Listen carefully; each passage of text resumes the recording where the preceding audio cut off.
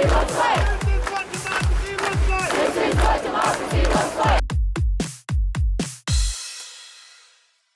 everyone! Welcome to Be the Change. My name is Lily Mott, and today I'm going to be talking about how change comes when you do what feels right. The guest for this episode is Ela Gokcigdem, and on top of being a freshman at Babson College in Massachusetts, Ela is also a climate activist, working on different projects to combat climate change and motivate Gen Z to get involved in the fight as well. So, let's jump right in.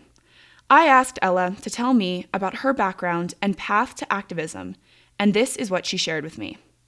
So my name is Ela Gokcigdem. I've lived in Arlington, Virginia all of my life, but my parents are both first gen from Turkey. So I've traveled to their home island, which is like a really secluded island in the middle of the Marmara Sea. No one knows about it. I've traveled there every summer of my life, so I've kind of been going back and forth living in two different cultures. So it's allowed me to get a very global perspective. And my experiences on that island every single year, like there's no internet, no running water, and the only thing I was able to do to keep myself entertained as a little girl was spend most of my time underwater. So I spent at least 8 hours every single day just observing fish and just trying to keep myself, entertained. And then as I grew up, I started noticing the fish population was decreasing. Like there were more plastics in the ocean, and my family farm that was generational for about 8 generations just felt collapsed because people started to prefer imported food from Dole, which was really insane for me to think, going to America and there's Dole everywhere in the grocery stores, and then there's a secluded island in Turkey, and then Dole apples and mangoes are being sold. It made me very confused. And this happened, I started noticing this about 7th grade, so I didn't know anything about economics.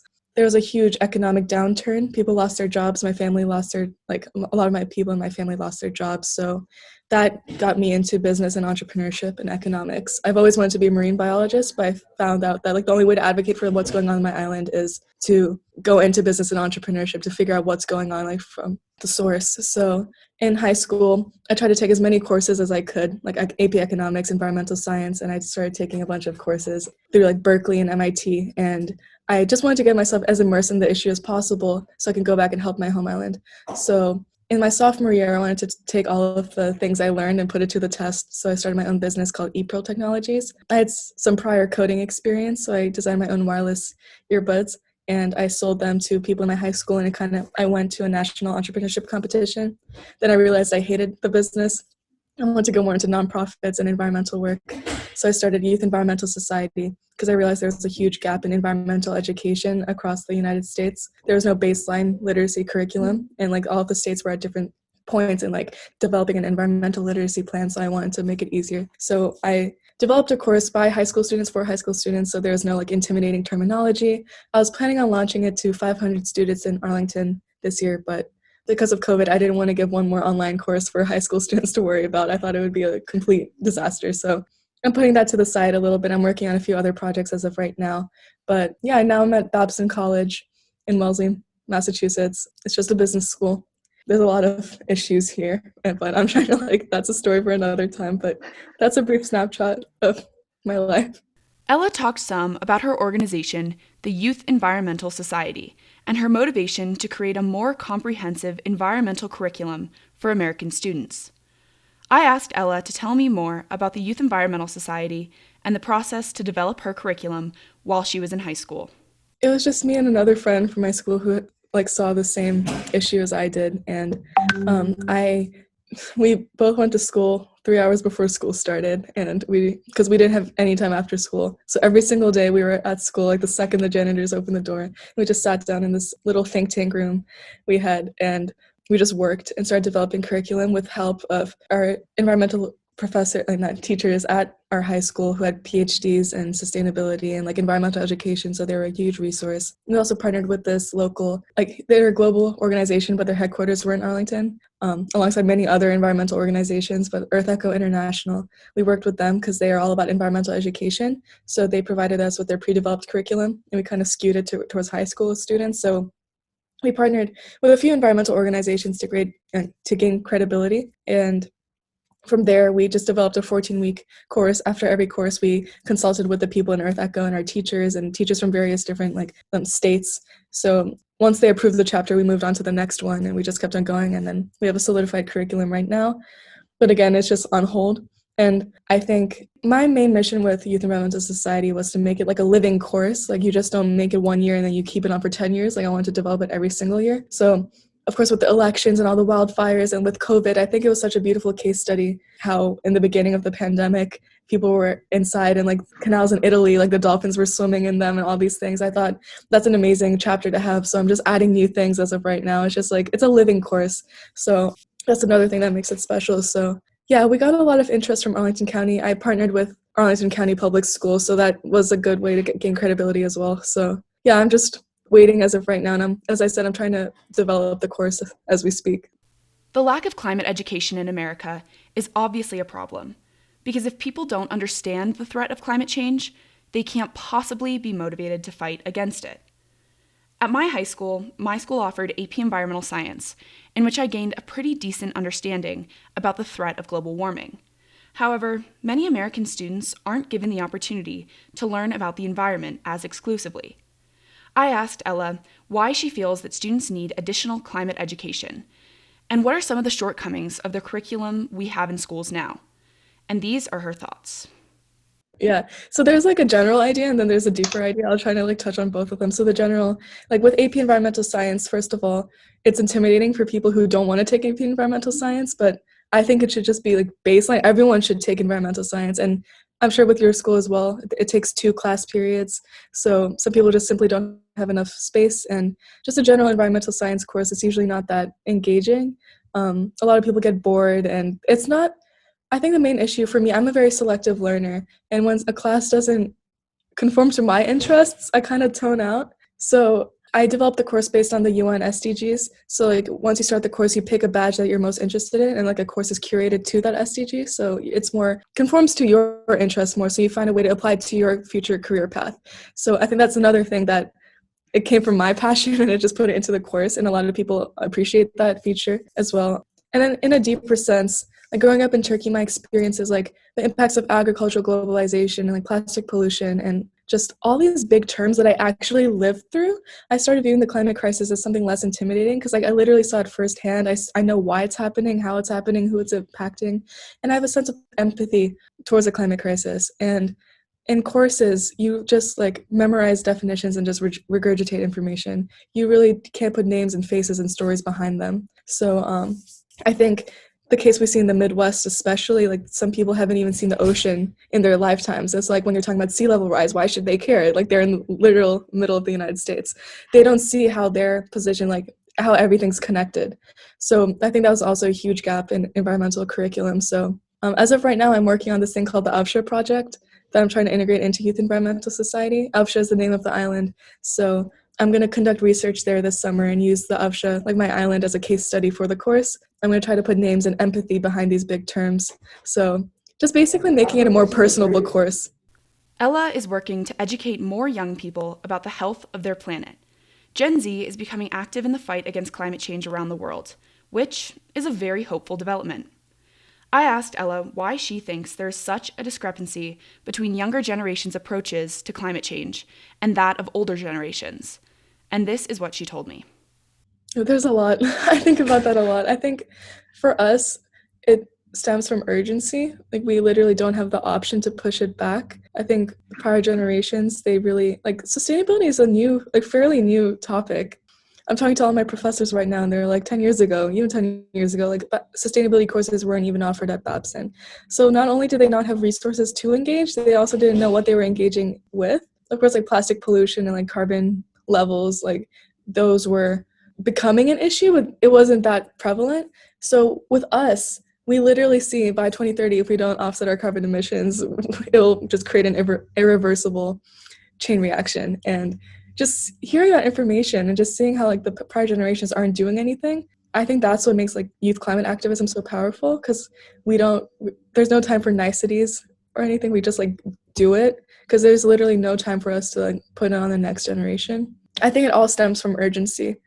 Climate change is obviously such a big, scary issue that seems so overwhelming when it comes to activism. I asked Ella to tell me more specifically about what attainable changes she is hoping to make and see in the future pertaining to global warming.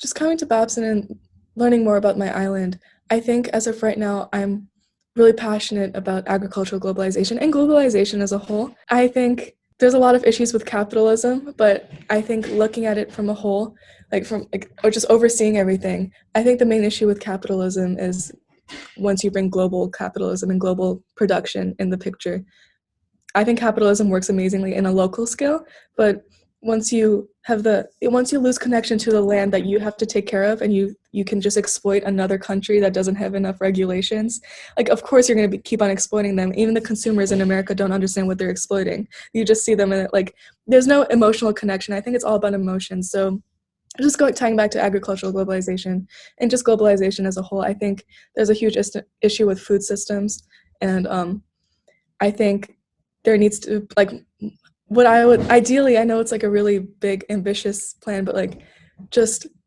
try to limit globalization as much as possible, like overseas productions, because the only reason companies go overseas is to exploit resources or people.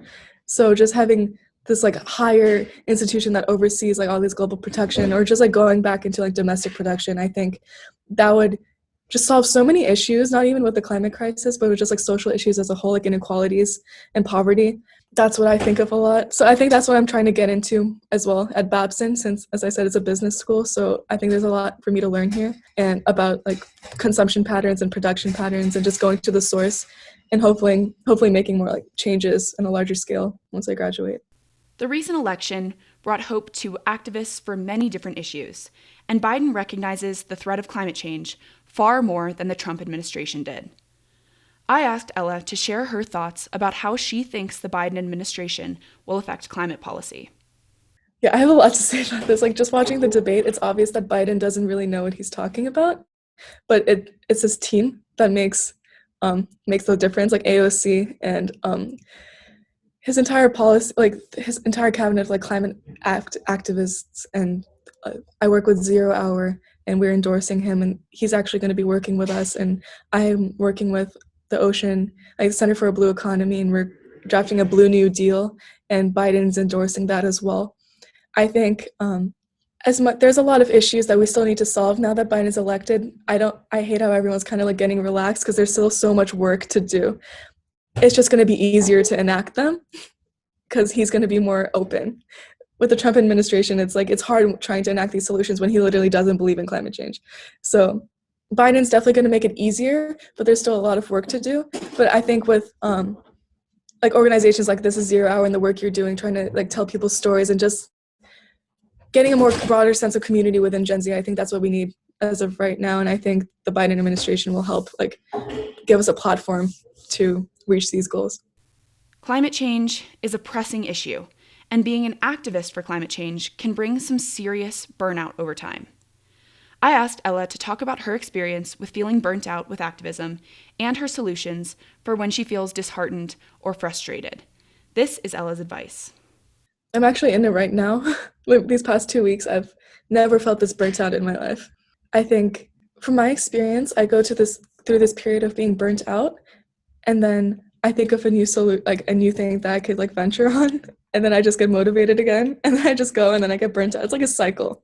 Definitely, I think in the environmental movement, there needs to be a huge emphasis on mental health because you're literally thinking about your future and the future of your kids, like your entire bloodline and the planet. It's not a light topic to consider. So I think from my personal experience, I always think back to my community in Turkey and how I'm the only person on that island who's like getting an American education. And I feel like this sense of obligation to give back to them when they've given me so much like empathy and like just they made me the person I am today. So it sounds really cheesy, but that's literally it. I always just think back to my community in Turkey and how I need to be doing this. And not only that, but like it feels right. It's authentic. I think another thing with the climate, like what I'm seeing at Babson, everything's so greenwashed. And I think when you're actually really passionate about something, you could see right through it. And that has been making me feel very burnt out as well.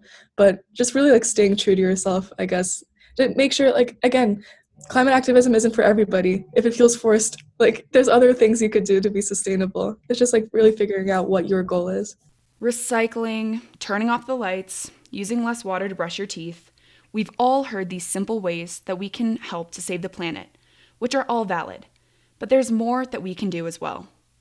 I asked Ela to share the best ways for people to join in the fight against global warming, and this is her advice for anyone who wants to be more involved in making a change. I'm actually dealing with that as of right now. Like, as I said at Babson, people don't care about sustainability. And then there's me, who's a literal climate activist, and I'm like, where are my people? But I think something that got me through is just joining a community. Like, for example, Zero Hour. You could just get involved with them and just get into a community of people who think like you. Because once you start talking to someone who thinks like the same mindset as you, like so many ideas form and you create so many new things, and it's just empowering.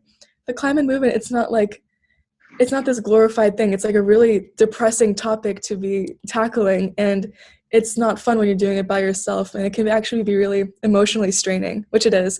But when you're with a community of people who think the same way and you're talking with them and just bouncing ideas back and forth, I think that's the best thing you could do. Just like strengthening these pre-existing communities, or maybe in the community you're in, like as of right now, as I mentioned briefly, like Babson has a lot of problems with sustainability. Our latest climate action plan is from 2011, and none of the goals on that plan have been reached yet.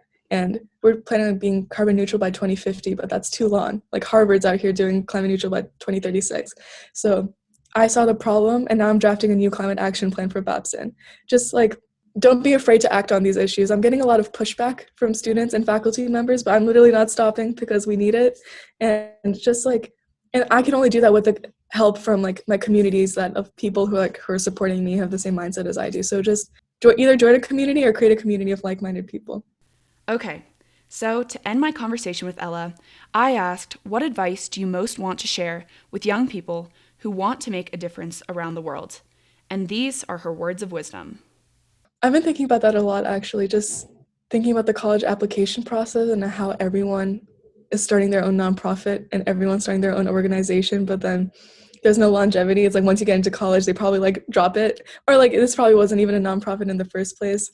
And it's really hard for actual people, like people who actually are making change, to stand out when everyone's starting a nonprofit or everyone's like a 4.0 GPA robot. It's just like, I'm thinking about the people in high school right now, and like in COVID, there's so many things going against them. And it's like they probably feel really burnt out as well. They're trying to stand out. I think this is going to sound really cheesy as well, but with all of the ventures I've been working on, I don't get involved in something if I don't think it's right, or if I don't feel comfortable with it. Like I get this vibe and I'm like, should I be pursuing this? And there's a lot of things that I've turned down because it just doesn't feel right for me. And like ePearl and Youth Environmental Society, I've started them both from scratch with like no connections or anything. Like I kind of just started it, and then the people who thought the same as I did, they eventually just come, and then like everything just falls into place eventually. There's a lot of hurdles and obstacles, but like if you actually believe in something, you still second guess things, but I don't think it's that big of an issue. Like if you're second guessing everything you're doing and the mission, you probably shouldn't be pursuing it. But if it actually feels right,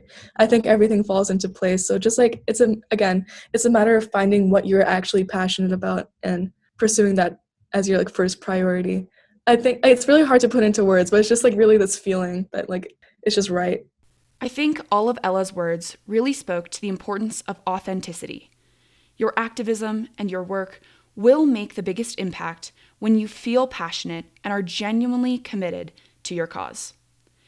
Ela continues to stick with her climate activism even when she feels burnt out or when she's lacking community, because she is committed to making change.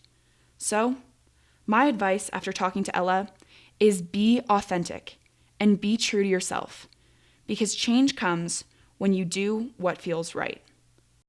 Thank you so much for listening to this episode, and you can follow Ela on Instagram at ELAGOKCIGDEM to connect with her and learn more about her work.